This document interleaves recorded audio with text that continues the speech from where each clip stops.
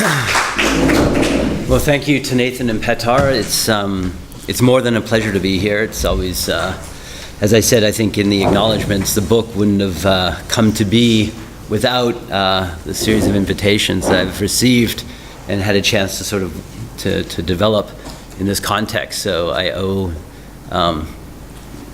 my intellectual, the first, let's say, significant product of my intellectual life to this series. So I'm heavily indebted. What I want to say is that I think it's really nice that I'm following on the previous two papers today. In particular, I think the question that I am going to be posing is similar, or at least will be productively resonant with the problems, I think, of the previous two papers. In particular, I think that the sort of central question, we could say, of Richard Pryor's comedy is the question that he poses as a question of who am I at one point. So it is precisely the question of the who in contradistinction to the what that I want to develop. And in large part, the way that I will develop it will be precisely in terms of a kind of parsing, let's say, of what was identified earlier as the homonym between the whole and the whole. So between whole without an H and whole with an H. So I think hopefully in that light it will be productively resonant. I want to begin by just showing, let's say, two examples of Richard Pryor's sort of stand-up acts, both on Ed Sullivan show. So he's obviously working in the genre of television, and so already accepting a certain level of censorship. And censorship obviously is a sort of central lens through which Richard Pryor's comedy is oftentimes interpreted, in part because of, especially in the period from the late 60s through the 70s, his direct avowal on stage of the N-word. And this is oftentimes then is sort of situated in relationship to Lenny Bruce, who also has a famous routine where he does a skit where he uses the N-word, and there Lenny Bruce's point is he thinks that through the repetition of this word it can be emptied of significance. And I think that Richard Pryor's use of this word is radically different and is not really a matter about free speech. So as it appears in the paper, I'm going to simply refer to it as N. Now, the two clips I want to show. The first is sort of, let's say, from the earlier phase of Richard Pryor's career. And then there's a sort of radical shift that sort of is marked oftentimes in 1967, where he's kind of has this incredible upsurge where he's been invited by Bobby Darin to be, let's say, the comical accompaniment in Las Vegas. And at some point he steps on stage, he looks into the audience, sees Steve Martin, and says, "What the fuck am I doing here?" And he drops the mic, walks off. And so this sort of gets mythologized as this sort of radical rupture, and you'll never work in this town again, et cetera, et cetera. Of course he does, just because of his talent, and he kept on being invited back to Ed Sullivan, which is quite interesting. But the point is, this is a clear mark where he becomes completely uneasy, we could say, with the tonality and the material that he's working with. And I want to kind of work also in that disjunction. So hopefully these two things will give us some framework for those who aren't familiar with Richard Pryor, or for those that are. My hunch is that nobody has seen this, because it actually was, I felt, quite a discovery for me to have unearthed this material. Well, it's actually Dan Blazek who unearthed it, but you have to sit through over an hour of his speaking to get to it, so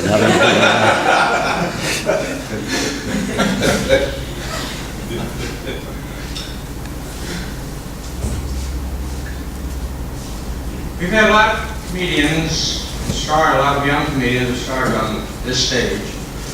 But there's one that we all comment on each appearance, and we're always anxious to get back, because it has a completely different technique of comedy, facial expression, everything. So here is this young comedy headliner, Richard Pryor. Let's have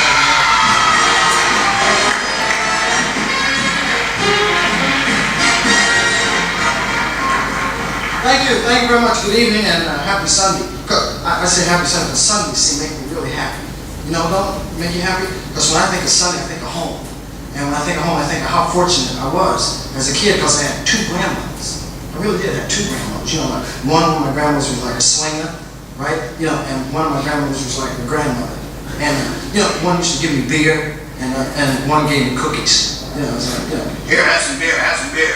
Here, have some cookies, have some cookies. You know, and needless to say, you know, I want to hang out with the one that gave me beer, because the cookies stick in your throat. You know. And the way I could hang out with her, it's really wild. The way you could hang out with my grandmother that gave me beer was to go fishing. And I hated to go fishing because she had to dig up worms. You know, worms, I think about worms. Worms have no civil rights at all, right? They got no choice. I mean, just, that's it, you worm in a can, you know. And I think, what do 2 worms think in a can? You know, 2 worms in a can.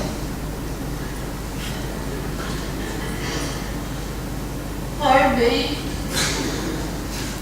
Herbie. What did they dig us up for? They're gonna use this for bait. What kind of bait, Herbie? Fish bait. Ooh, what fish bait, Herbie? They're gonna stick a hook in you, throw you in the water, and let the fish chew on it.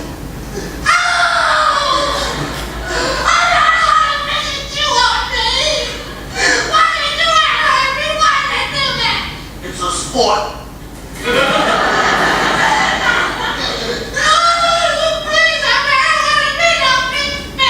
You got 1 chance in a million. Yeah, Herbie, what's that? Wiggle with a limp. Because you go fishing, see, and you get crazy. You go fishing, I went fishing with my parents, and they were really killers, man. They take a worm, put it up, think another, throw it in the worm, killers. My grandmother, my mother, and my turn, they all were watching me, and I couldn't cop out, right? No, I was like a killer. Threw it in the water. Yeah. I was really happy because I heard my grandmother say to my mother, well, one thing, you ain't gonna grow up to be no sissy. That made me happy. Waiting for the catfish. Catfish is a fish that looks like a cat. You know, it's like the Almighty took a cat and turned it into a fish. They're like, cat, meow. You're a fish. Almighty, what'd you do to my cat? Right? You know, and you sit there and you wait, and the catfish comes by, right? Catfish.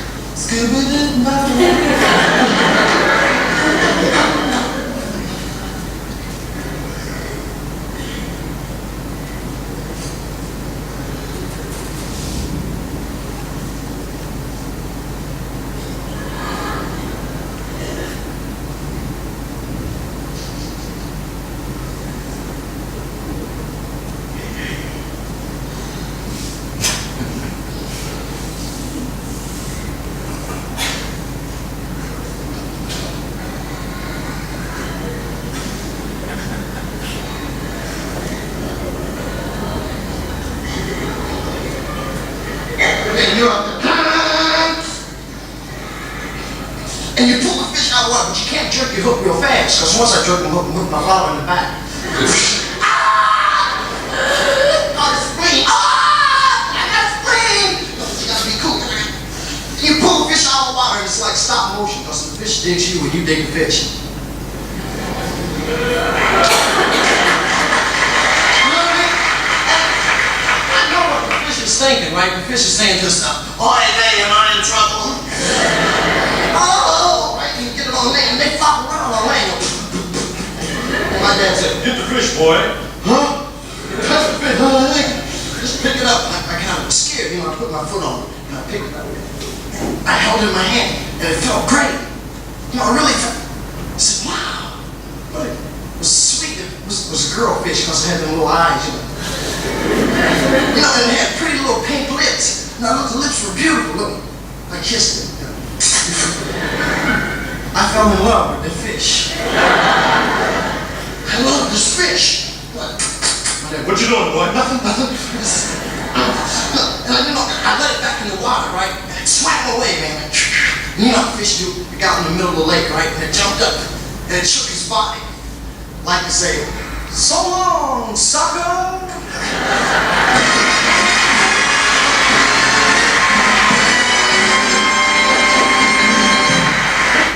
Okay. Okay, and now to the, and we'll see the shift in style and material.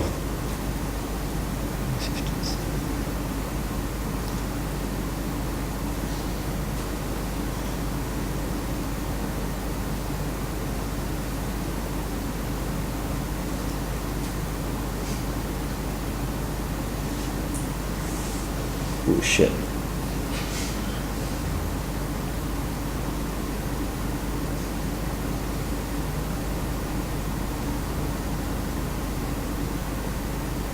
Let's do it.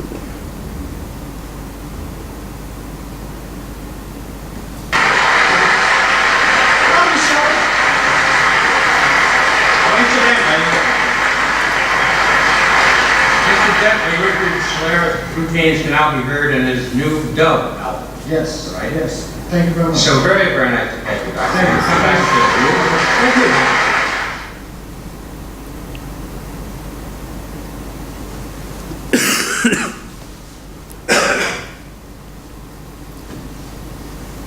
Comedy star Richard Pryor.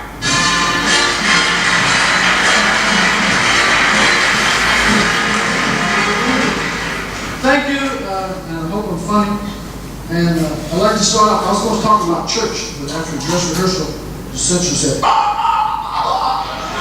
didn't have to talk about church. But I thought I'd talk about something that's close to church. I could talk about basketball. I used to play a lot of basketball because it was cool. You know, you could get girls if you were really cool. I don't know if you ever watched the guys play. You know, we had some cool guys on the court. Throw it back, bro. Throw the ball, man. Well, you ain't gonna play, throw the ball. Messing around. Hey, Gus, you wanna choose up, man? Best 2 out of 3? Well, I'm game. Right on. Switch. Beautiful. Throw the ball, man. Come on. Say, man, you gonna throw the ball or what? Ain't nobody gonna choose you. Get your brother. Your mama too, if you want. Switch. Beautiful. Here we go. This one for the white boys. Beautiful. Hey, Gus, your turn. Give me the ball, man. Sarah, throw the ball. This is the way you do it. That don't count. That's right, it don't count unless I say it count. If you want to do something about it, you know what I mean? And there'll be some terrible fights, right? You got dudes be fighting. There'll be some girls around there that get cool.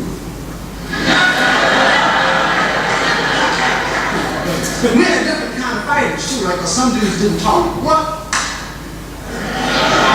We had dudes would argue, right? Wait a minute, no, man, get up. No, man, you're always coming over to the court. You know what I mean? Starting the same old stuff. Now, I'm tired of it. I'll point there. You did there. I'll point. Don't tell me what to do. Don't hold me, man. Get up. No, you're supposed to be a bad job. I said, well, what you holding me to? You ain't got nothing to do with it. You don't be holding me. Both of you cats then. I don't care. Well, you don't hold me then. You just get up. No, you bad, man. You think you bad. You're always doing something bad. Push me, you bad. Come on, now push me again. We don't fight each other no more like we used to, because nowadays, you know, we got Black Friday, we got together now. We're fighting other things. You know, because when I was a kid, we didn't have no heroes, you know, like Marlon Brando. We didn't have no black heroes like you ain't giving no street. So now we got together, you know, we organize and doing beautiful things. You go to meetings, cats be rapping.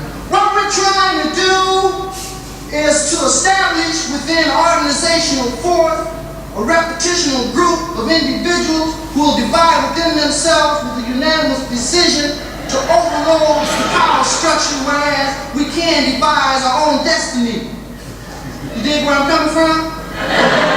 Now, the problem being that we are an internal group trying to work out the internal bag, which we're trying to do very heavily. With the support of the masses of people, we will be able to do this with a limited amount of time.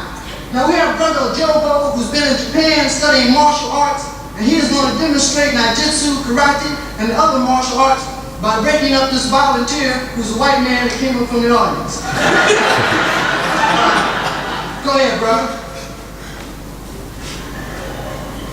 Beautiful. We'd also like to thank the family of the white man for donating him. Just goes to show you there are some good white people left in America. And now to move along, as you know, a revolutionary group is not only supposed to go in and fight in combat, we're also supposed to educate and entertain the masses of the people. Now, brothers, the commandos, the black commandos, will demonstrate by singing an African folk song with accompaniment on the kungas of Brother Koji Kajuju.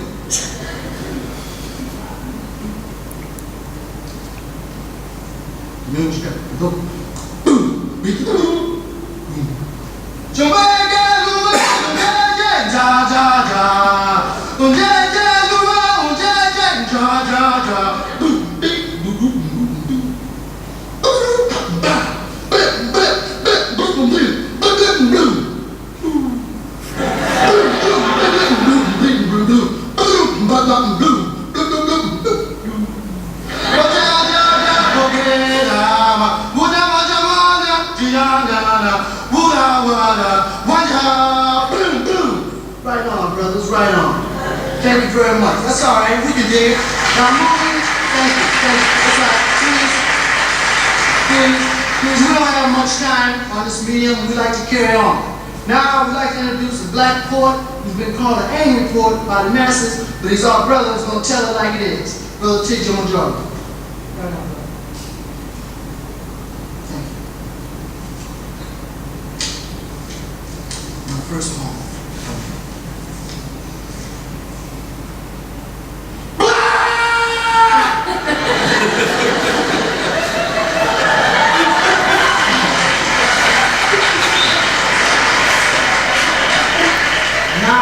My second poem. This was changed by the establishment as most black artists' work are changed. Hi diddle diddle, the cat and the fiddle and the cow jumped all over the moon. Now a lot of you out there probably doubt this coming from a black man, but if a white man was to stand up here and tell you, you might believe it. And that's what we got to do, brothers and sisters. We got to get together and organize ourselves against food.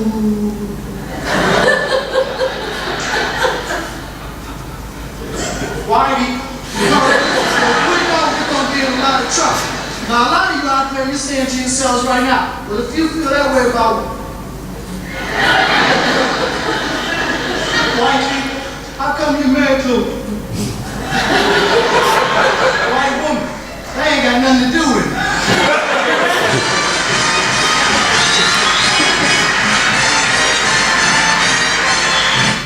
Okay.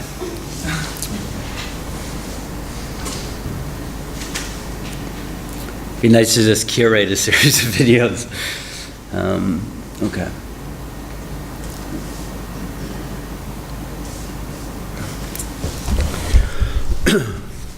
So the title of this paper, at least in this incarnation, is Richard Pryor, the Conedian.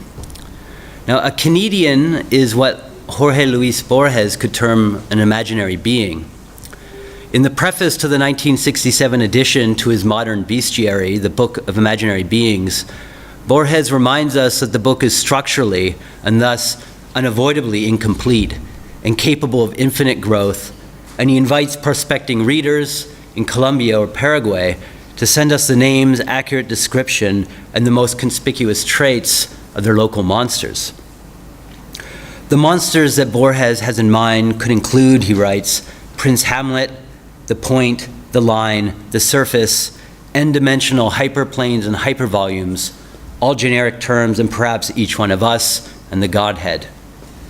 Now, in what follows, I propose to include the monstrous hilarity that is a Richard Pryor, that singular creature I am calling a Conedian, in this modern bestiary.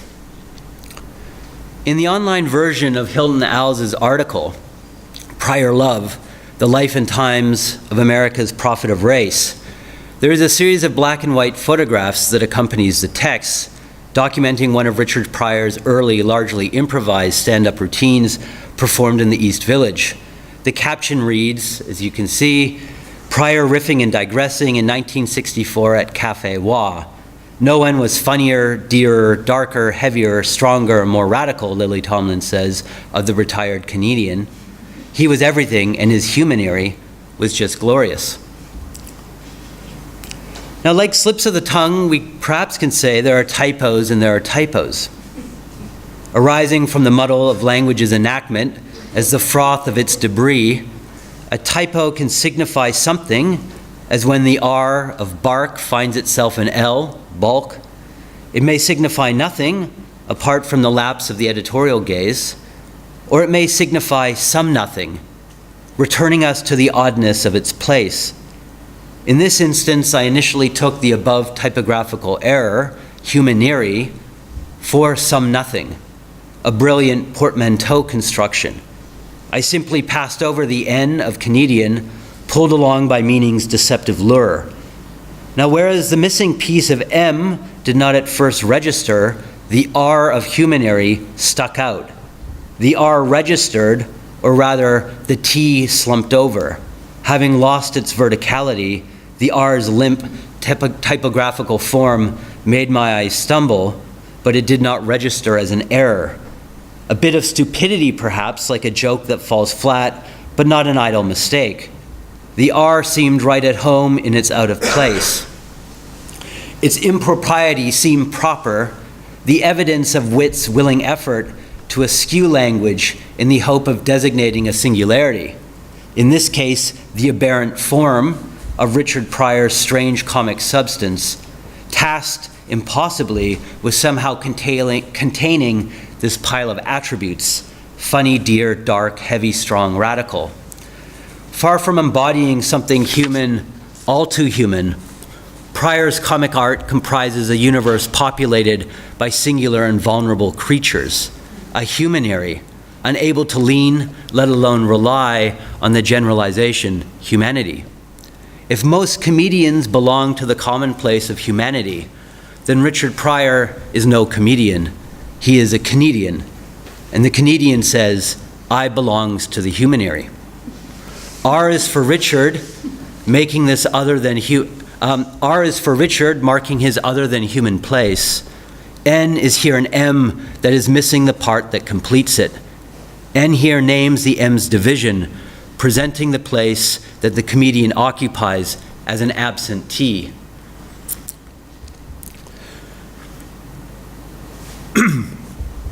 Most subjects can count on being human, or at least being recognized as such. Lily Tomlin's assertion of Richard's glorious humanity seems geared at reassurance. Having worked with him closely on Juke and Opal, which aired on NBC in 1974, and which I highly recommend, you can watch it on YouTube, Tomlin no doubt saw firsthand Pryor's improvisational abandon, his total commitment to the thing presented, his identification with the object that could threaten his very being, leaving the place of his subject fully exposed. And this vulnerability made him something unhinged, but hopelessly dear, even sweet. One of his closest friends and longtime collaborators, Paul Mooney, also a great comedian, notes Richard's childlike innocence, his at times total lack of pretense that makes his narcissism, that would otherwise be insufferable, somehow forgivable, soliciting the desire to protect Richard from himself. He is the kind of figure who would go in to rob a store only to so thoroughly fumble his role that the shopkeeper himself, exasperated, would end up showing him how to hold and cock the weapon just to get the stick-up over with. Nothing comes off real smooth just when I think it will, he tells David Fenton, and that's Richard Pryor. I'm just doomed. A sense of doom, a sense of doom pervades the whole of Pryor's performances. Even those early performances in which he was vying, as he himself willingly will later admit, with Bill Cosby, 2 years his elder, to be a crossover comedian. Wearing the incongruity of his being on his sleeve, he sympathized, we could say, with the dereliction of things, the uneasiness of being a thing that must suffer the indignity of having to mean something, a worm condemned to the fisherman's hook. Pryor constructs a comical subject that suffers from its sense, unable to hook the worm, let alone cast the line without feigned nonchalance. He identifies too closely with the worm doomed to the fate of being fish bait. Brilliantly staging a conversation between two worms in a can in an appearance on Ed Sullivan from 1966, Pryor has Herbie, a tough, wizened old worm, tell his hysterical companion that he has one chance in a million to wiggle with a limp. One thus has to move a limb that one lacks, assuming the form of an absence, an injured limb whose presence puts the form of the subject, here a worm, into question. A worm, then, that is not a worm, appearing as a worm that lacks that which makes it desirable, thus slipping from the gaze of the human who seeks to hook it. Now, rather than speaking of his humanity, Tomlin could have referred to him in the same terms that she refers to, quote, some of the very real characters from her past. They were all like humans, she tells David Felton. To be like a human is to be not quite a human. This creature may bear a likeness to humanity, but stripped of all human pretense, this creature does not measure up to its form. A human without its humanity, a muscle, so to speak, without its shell, or even better, as the French might say, a moule without its moule, a form, moule, muscle form, without its form. Something, perhaps, not too pretty to look at, that has come undone, but whose fragility and imperfection makes it, and this is Tomlin, real beautiful, quirky, and wonderful. A ruinous puddle of existence, this thing that speaks is uncertain as to who, let alone what, it is. Pryor embodied, Als writes, the voice of injured humanity. Humanity again, but this time injured. The metonym, however, is appropriate. Injured humanity speaks. But let us put the full stress on the injury, this adjectival wound that makes a hole in this form. If form indicates the wholeness, now here with a W, of humanity, the injury inflicts a wound on the W. This letter is lopped off like a limb, leaving a phantom in its place that marks its absence, the hole without a W that is left. If the human was positioned in relation to its humanity, this letteral loss positions the human in relation to a present absence, the absent W, the whole as the absence of the whole. So the H, the whole, as the absence of the whole. The whole, without a W, speaks, we could say, in injured humanity. It serves to separate the whole, with the W, from the form of its wholeness.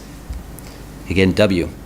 No longer a part, a human has no share in humanity. Such a subject becomes an absentee. And the whole that remains, marked by the voice of injury, leaves it, the subject, so to speak, deformed.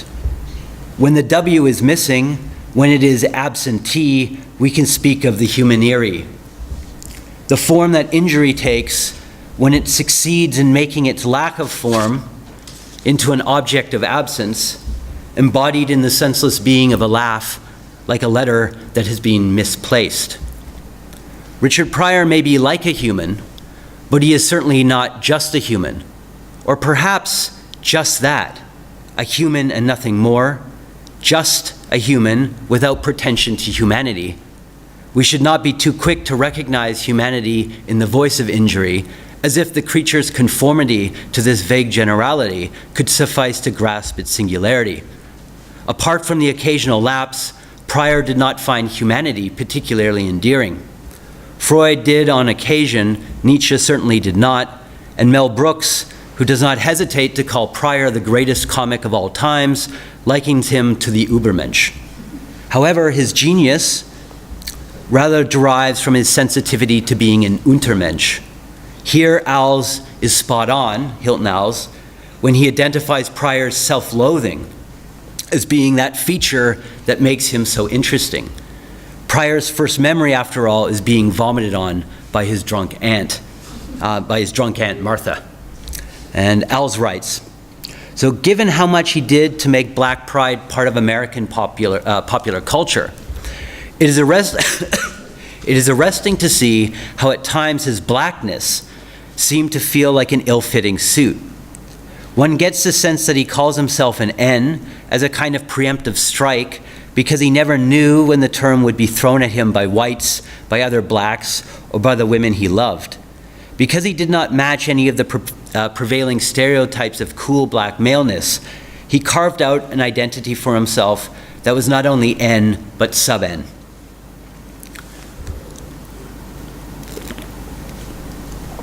Al suggests that this identity is a protective mechanism, a preemptive strike that inoculates the subject to the determinate form of its appearance. He preemptively, we can say, separates who he is from what he is, separating the whole, without a W, that marks his deformity, you could say the manner of his appearance, from the form that places it in relation to the whole, with a W, that is humanity, and which gives it recognizable or meaningful shape. It is the singular power of his comedy to lay bare this cut between the who and the what, a human without humanity. In this sense, he is perhaps the greatest inheritor of Jonathan Swift's misanthropic wit. Quote, the true initiator of an attitude that Andre Breton defines as that of black humor.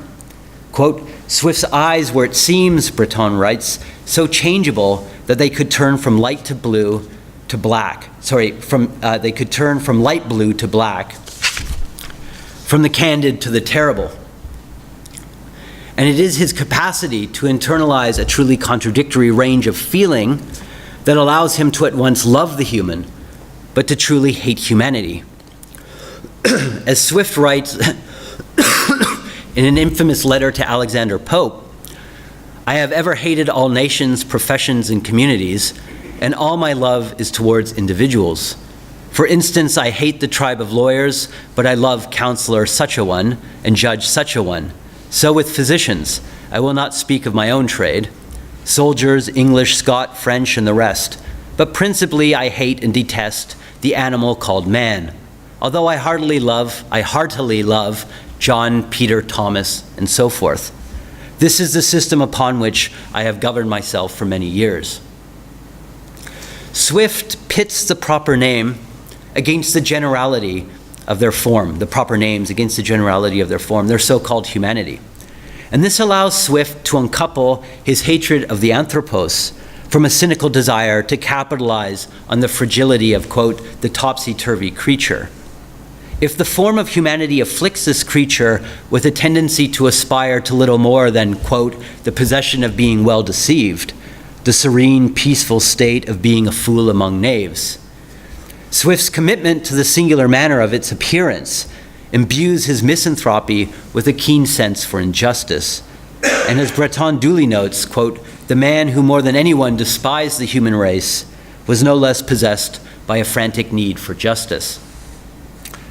Similarly to Swift, Richard Pryor does not concern himself chiefly with what this thing called a Richard is. Too schooled in the comical device of the slip, the trip, or the fall to be deceived by its form. The who that trips is out of step with its what. The passage from humanity qua form to its singular manifestation, a human, does not consist in a leap, but a vertiginous fall. And as comedy teaches, the one who falls never lands on their feet. The comic animal cannot maintain its verticality. As Jerry Lewis suggests, one of Pryor's early influences, at the beginning of his film Cracking Up, staying on one's feet assumes that one can get a grip. The place of the human that makes it slip defines a form, a questionable form then, that does not conform to its humanity.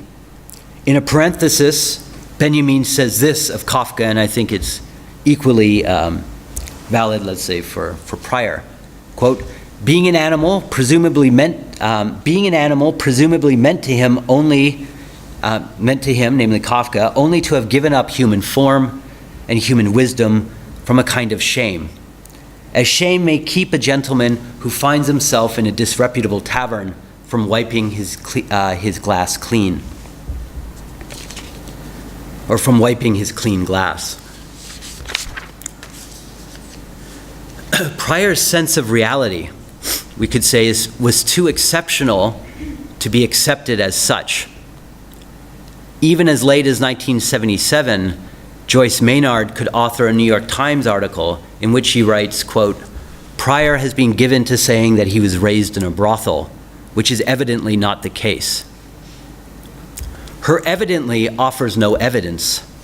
Perhaps she presumed that if it could indeed be the case, then she should not, and therefore would not find him funny, since that him would be too serious to be a laughing matter.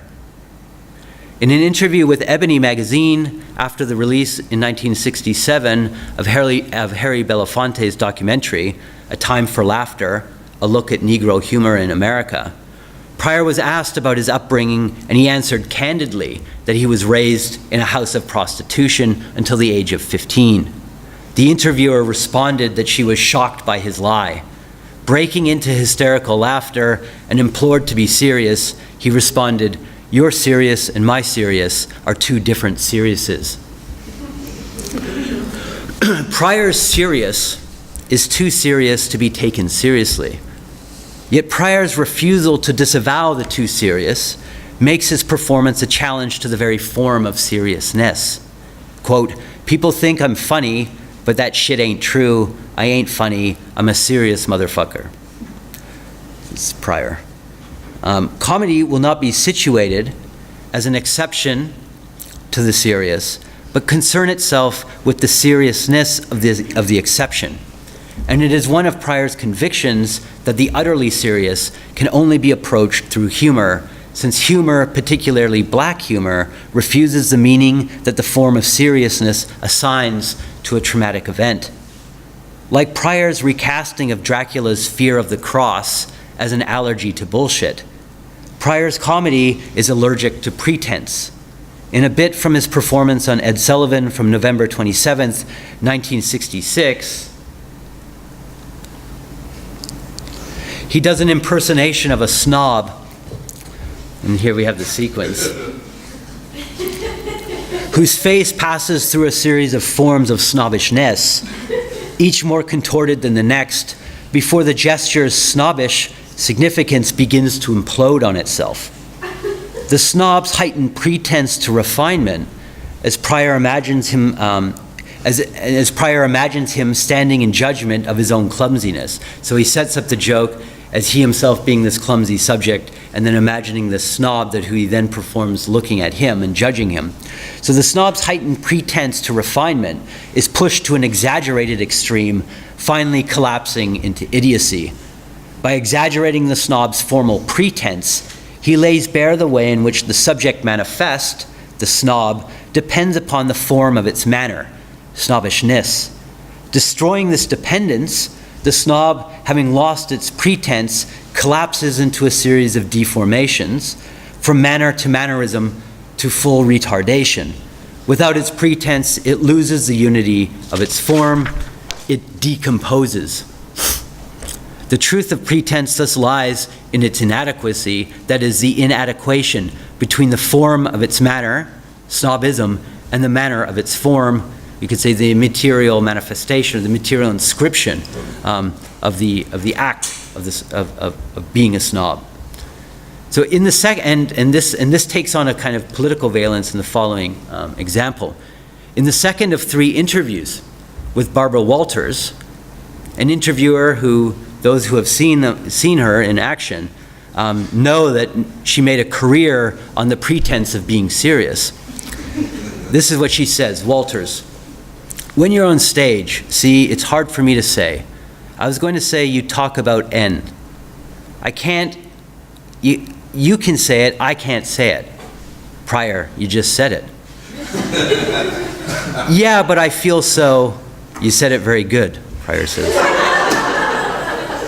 I feel uncomfortable, Pryor, well good, you said it pretty good. Walters, okay.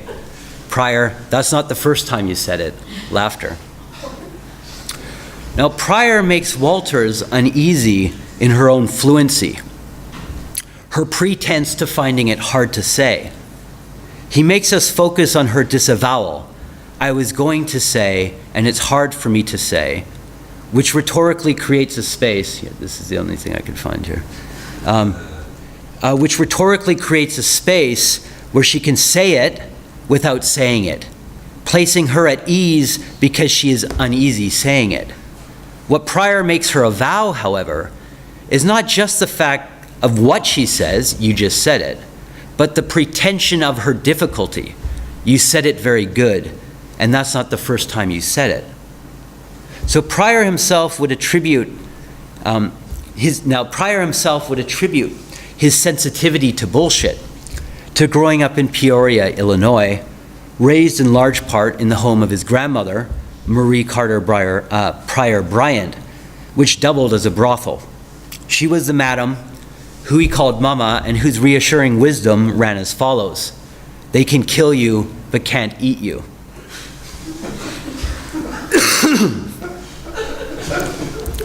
Reassuring indeed.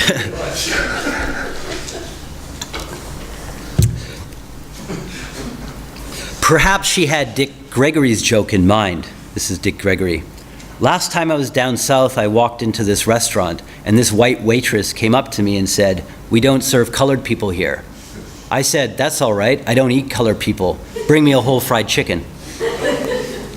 Now the recurrent, and likewise we could say the recurrent figure of the bully that returns often in Pryor's work. When it's first introduced, we could throws into question his grandmother's axiom. Now I wish I could show you a clip, but I can't. But this is what he has the bully say. After, I can't do it in the correct voice, obviously, but after school, I'm going to bite off your foot. And then, after the laughter goes, Pryor says, and usually he had an old shoe in his mouth. It's actually funny when he does it. So humiliation then for Pryor, we could say, takes on the function of dismemberment. And Pryor's suspicion of the notion of the human came in the 4th grade at Irving Elementary School. Pryor recalls giving a girl he had a crush on a scratchboard, a version of Freud's Wunderblock, the mystic writing pad. He gives this to a girl as a gift, quote, as a token of his affection. And the next day, her father stormed into the classroom, asking the teacher which little N gave my daughter the present. And being fingered by the teacher, the father yelled, "N, don't you ever give my daughter anything." Now this experience, Pryor stresses, and he writes about it in his memoir, of utter humiliation, quote, cut 6 inches off of his self-esteem, providing him with an object lesson in the occlusion that structures the form of humanity's appearance. Quote, "That was my indoctrination to the black experience in America," Pryor writes. "The absence of the signifier," this is not him, but I wish it was, but yeah. "The absence of the signifier white between my and daughter puts the assumption of Richard's humanity in question by putting the form of his appearance into question. Forced to fill in the missing signifier, a young Richard becomes painfully aware of what he is not allowed to share and what he will not be allowed to forget, namely that missing signifier, white, that makes his difference count for nothing, making his belonging to humanity provisional. Marked as black, his share in humanity's wholeness can be rescinded, just as the signifier of her whiteness can go unremarked. She is just a little girl, unquestionably human. Pryor describes this episode as the symbolic institution of a social place. And the N-word here functions as a signifying cut that, as he stresses, has no meaning. In other words, he emphasizes, he writes about how there is no reason for what, there is no justification, there is no meaning that could motivate the violence that was inflicted. So it has no meaning, but institutes his place through an excision. Quote, "If I was 4.5 feet then, the girl's daddy cut 6 inches off, zap. 6 inches of self-esteem gone." Indiscernibly material and spiritual, the place he occupied was forcefully vacated by the words violence, leaving a hole, here absent W, a 6-inch gash, we could say, in the form of his appearance. If before this encounter he could say, quote, "My eyes didn't see any one color," after this he could say, and this is him, quote, "I knew what was what."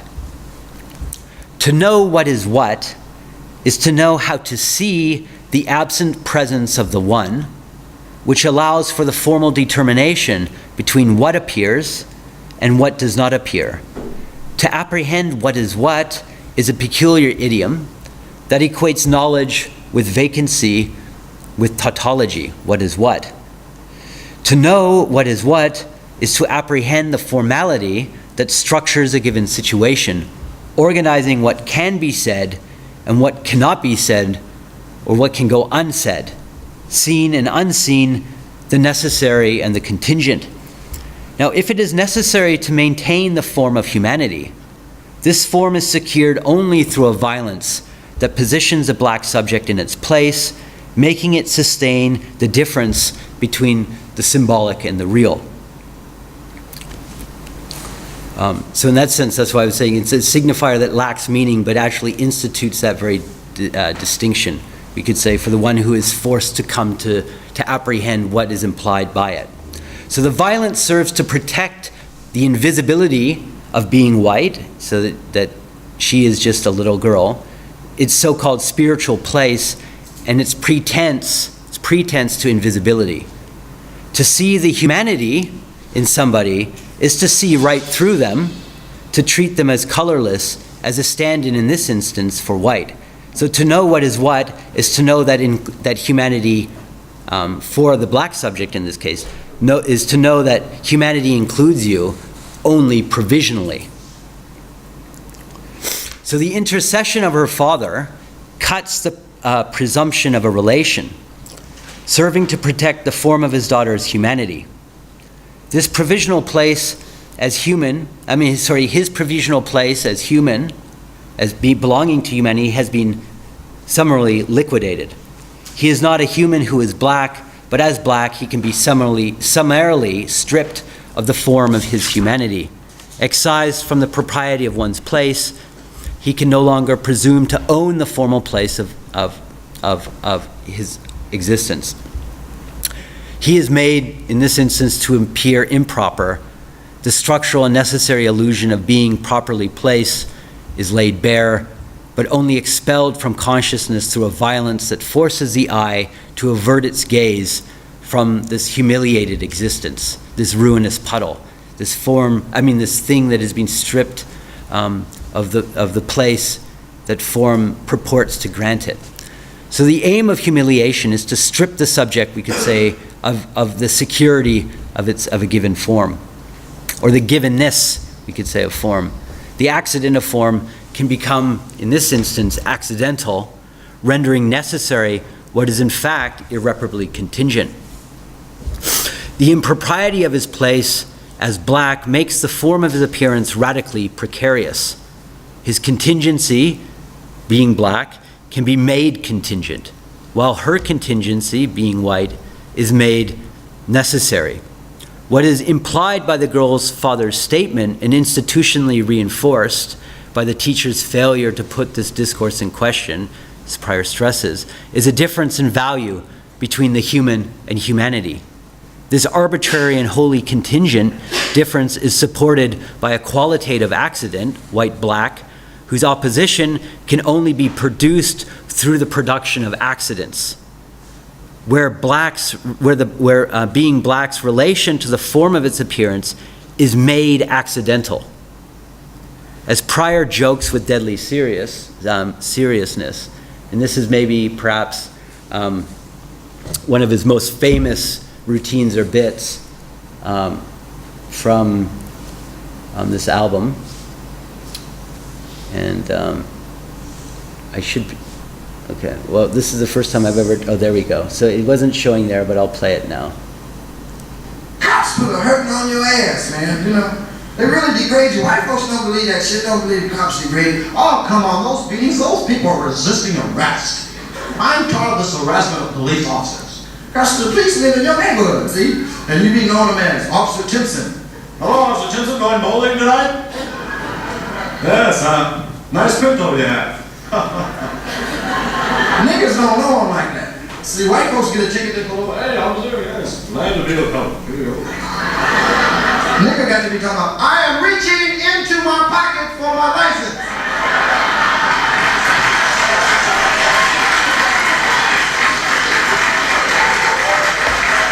Because I don't want to be no motherfucking accident.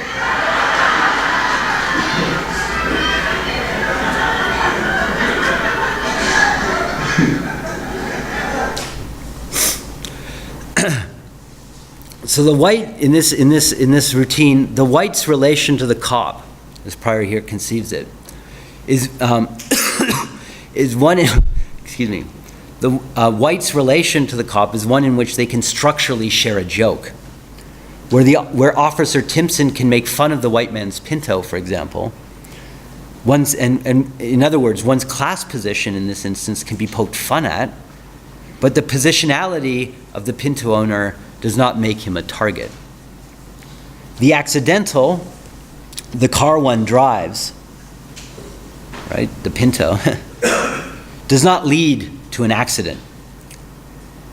Yet for the black, precisely because he can always be positioned by Officer Timpson as an N, has to forego the ease of the joke, assuming, as Pryor here brilliantly performs, a staccato rhythm to ensure that each gesture is in place.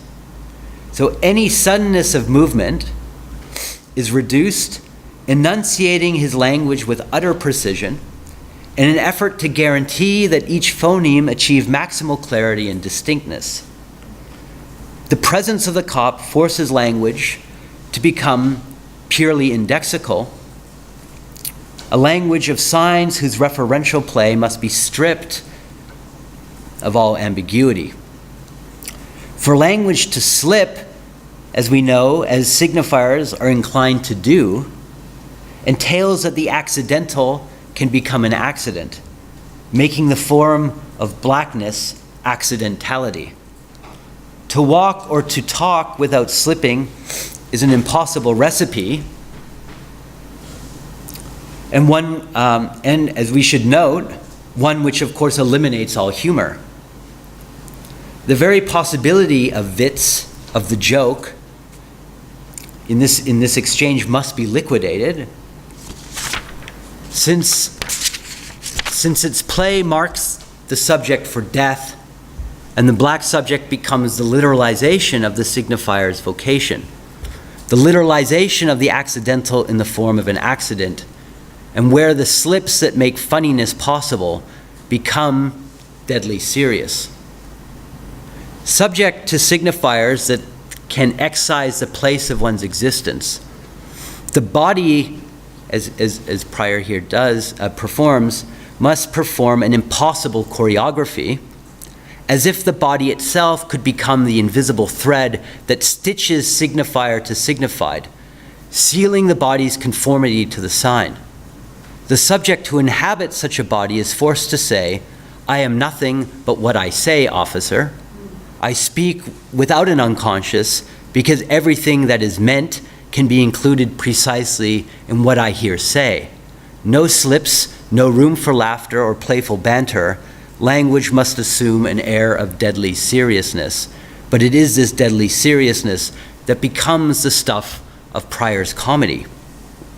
Pryor makes comedy from the awareness that the failure to eliminate the joke marks the subject for death, whose literalization is thus tragicomic. It is humor that strives to eliminate the conditions of the joke and erects its comic edifice on the failure of this elimination. His comedy is black, and literally so, since it articulates the problem of being black. The joke is then something that is always not funny, making Pryor a comedian that is a serious mother. So to assume the formal necessity of the accident, this could be the formula for comic thought for Pryor, and this is how Pryor himself describes his discovery of the singular exigency of the joke. This is from his memoir, but he also actually performs this on stage. I wasn't much taller than my daddy's shin when I found that I could make my family laugh. It happened outside the house at 313 North Washington in Peoria, Illinois, where I lived among an assortment of relatives, neighbors, whores, and winos, the people who inspired a lifetime of comedic material. I was a skinny little black kid with big eyes that took in the whole world and a wide, bright smile that begged for more attention than anybody had time to give. Dressed in a cowboy outfit, the only range rustler in all of Peoria, I sat on a railing of bricks and found that when I fell off on purpose, everyone laughed, including my grandmother, who made it her job to scare the shit out of people. From that first pratfall, I liked being the source of making people laugh. After a few more minutes of falling, a little dog wandered by and poo-pooed in our yard. I got up, ran to my grandmother, and slipped in dog poop. It made my mama and the rest laugh again. Shit, I was really onto something then. So I did it a second time. Look at that boy, he's crazy. That was my first joke. All in shit, and I've been covered in it ever since. Slipping in shit is perhaps funny, but it is Pryor's repetition of this slippage that makes it comical. Laughter often accompanies derision, and laughter often erupts from the sight of the subject's division, the fall that positions the one who slipped in relation to the other who laughs. But comedy separates the place of derision from the person derided, and the comic subject is the null occupant of this place. Well, this is what I'm trying to argue. The joke registers an incongruity that positions the subject, so look at that boy, his grandmother says, in the place where the signifier's hold suddenly gives way. He's crazy. Yet this space is introduced through the repetition of the slip place where the subject suddenly goes missing. Right? So this is what I'm calling the absentee subject. The comic subject discovers itself as an absentee, hacked to pieces, so to speak, by the laughter that dismembers language and prevents its composure. Only a speaking subject laughs, but one cannot laugh and speak. The comic subject, in this sense, lacks composure, and Pryor thus discovers that rather peculiar power to cover oneself in shit, not in order to become, that is, to identify with being an object of derision, but by becoming absentee. The comic subject no longer stands on firm ground because he has lost his feet, perhaps all too literally. So Richard Pryor is a subject. Doing that. Richard Pryor, here, I'll try to get what's going on here. So Richard Pryor is a subject that seems singularly capable of putting the form of its appearance into question. Early on in his career, he garnered the reputation of having, quote, the most elastic face in show business. James Allen McPherson formulates this strikingly well, quote, the face gives the impression of never being comfortable enough to come to rest inside itself. I think it's a wonderful formulation. The face gives the impression of never being comfortable enough to come to rest inside itself. We cannot identify Pryor with the manner of his appearance, but the void of his presence. One of his laugh records recordings is, after all, titled, quote, Who Me, or this is the title of the record, Who Me, I'm Not Him. Assuming an incongruity between the who and the how of his appearance, what appears is never him, but an other that occupies his place. His impersonations are not imitations, nor are they caricatures. We could say they mark the singularity of the being who speaks, always as other. As he tells McPherson, quote, I couldn't do it just by doing the words of the person, Pryor says. I have to be that person. I see the man in my mind and go with him. I think there's a thin line between being a Tom on them people and seeing them as human beings. When I do the people, I have to do it true. If I can't do it, I'll stop right in the middle rather than pervert it and turn it into Thomism. There's a thin line between to laugh with and to laugh at. If I didn't do characters, it wouldn't be funny. Here Pryor pauses, quote, "When I didn't do characters, white folks love me." If he is not a person who does impersonations, but an impersonator who happens to be a person, then the person who he is, Richard, is itself an impersonation. As an impersonator, he is not a person. He separates himself from the form that having a personality prescribes. In his performances, he thus assumes multiple personae, shifting between multiple roles within a single bit. And some great examples are his early bits of Rumpelstiltskin, Mankind, Hank's Place, or Prison Play, where oftentimes he'll be juggling, let's say, 6 or 7 or more characters, shifting back and forth. Lending voice also to animals, objects, or even staging dialogue between different organs within his own body, as when he does an impression of his heart talking to the brain in the same body. His staggering ability to do impressions stems from a peculiar drive to exaggerate the place of his own absence. This is my argument. Positioned as an it, the other speaks him, and the revelation of his absence is as miraculous as hilarious. His comic practice is a recurrent meditation, we could say, on this it. Assuming the place of his own absence, he assumes the deformity of the different ways in which he appears. So here's another example. So the snob one I think is a good one. But in one of his earlier performances on Ed Sullivan, Pryor plays himself going to kill class in the army. And Pryor himself actually did spend a year in the army, which is quite an interest before he decided to become a comedian. But so Pryor himself goes to kill class and told by the sergeant at one point to wipe that smile off your face. Right, so this is here, he moves from the first image would be he's sort of performing the sergeant. Then told to wipe his smile off his face, he wipes his face. And this is what I'm trying to capture, is the wiping of his face here.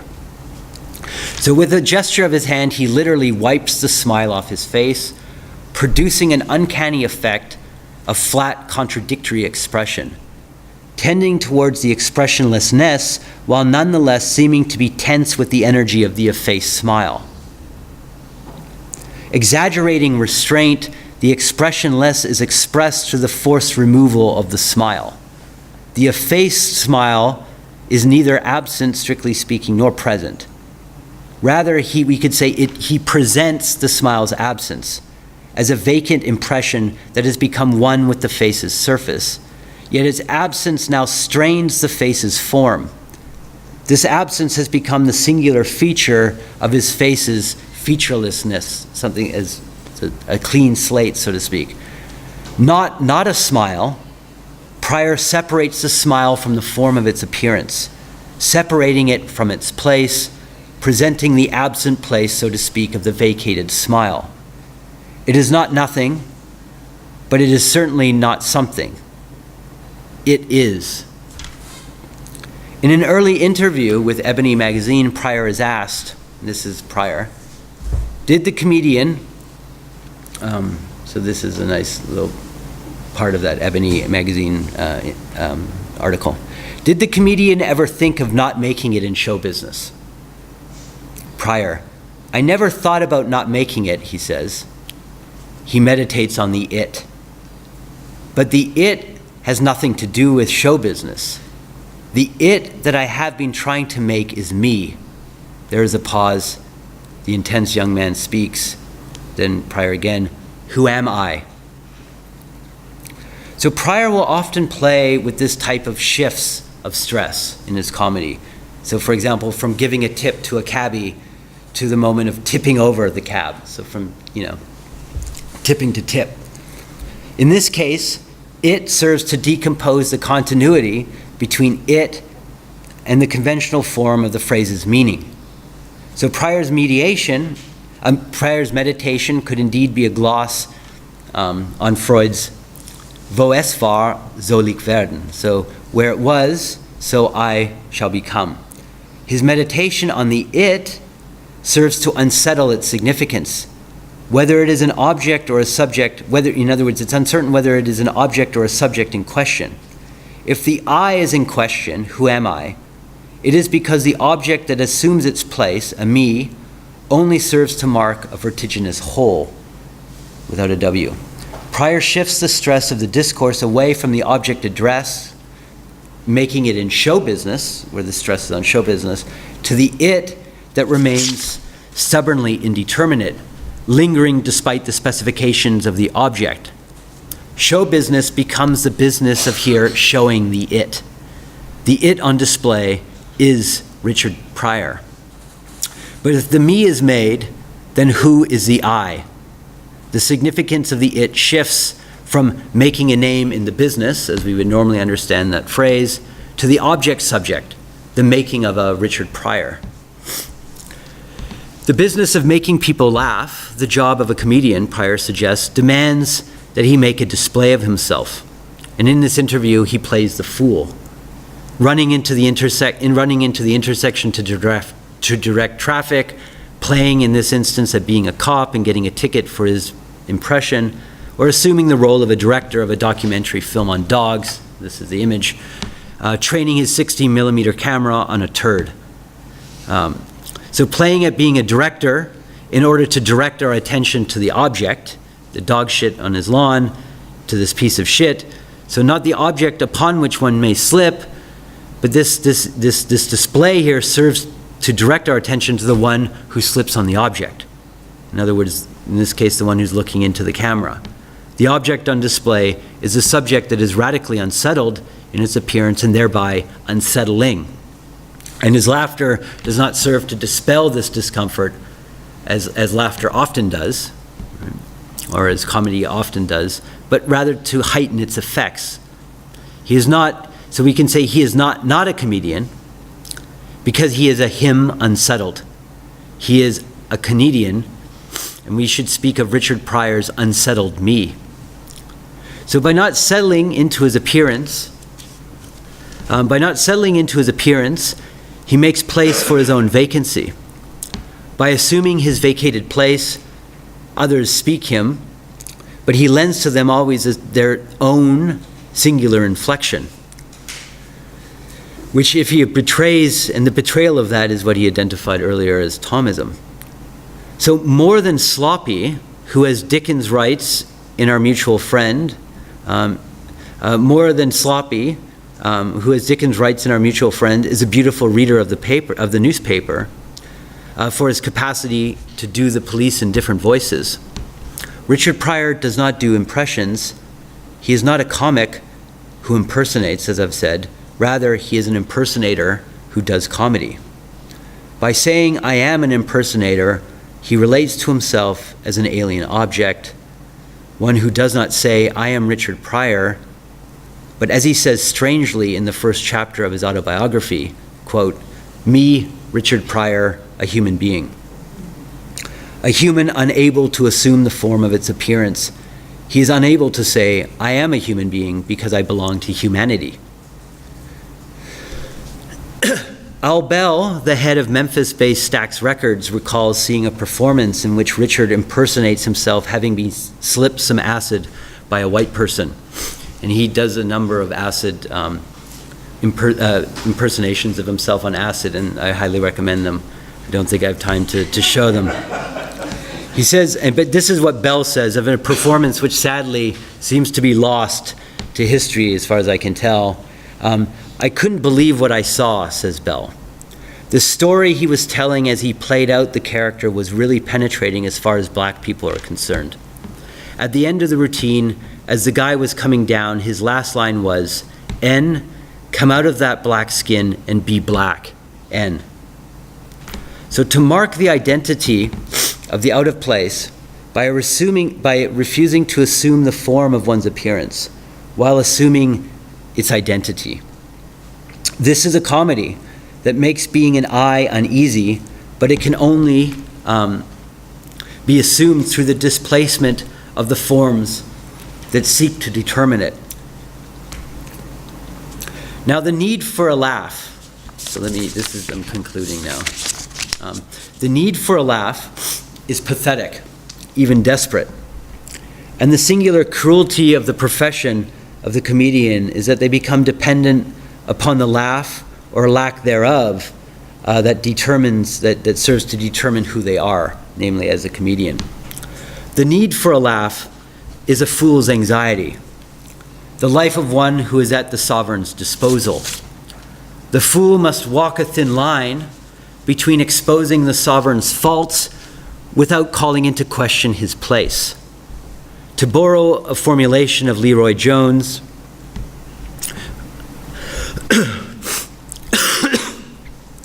the fool can indeed point out that the king is naked, but when he, the fool can indeed point out that the king is naked, but when he begins, quote, to remark on how badly the king is hung, he crosses a line. In other words, the fool is not to be foolish. The fool is not to be foolish. The tragedy of the fool appears in his identification, in this identification that makes him disposable. The fool must constantly disavow who he is, that is, who he is compelled to be. He must not take himself seriously. That would be foolish. To do so means that you cross that threshold. So this is the fool's dilemma. He must be funny, but not foolish. He must not over-identify with his function. He must play the fool without being a fool.